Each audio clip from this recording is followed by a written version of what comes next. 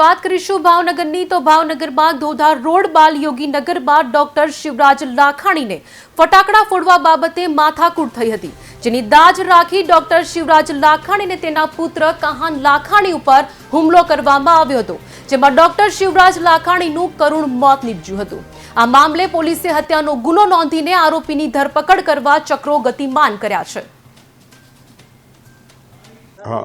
Ghogha Road police સ્ટેશનના યોગીનગર વિસ્તારની સોમનાથ સોસાયટીનો એક બનાવ છે, જેમાં મરણ જનાર જે છે તે ત્યાંથી પસાર થતા હતા।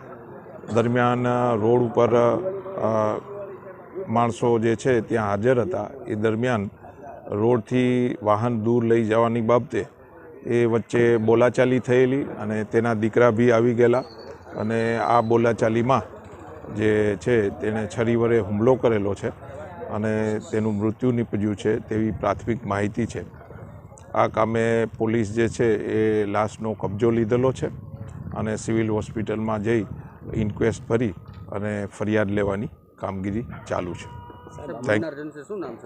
હા, એ લાખાણીભાઈ કરીને છે અને જે આરોપી જે છે તેની બી વિગત મેળવવાની પોલીસ હાલમાં તજવીજ ચાલુ છે।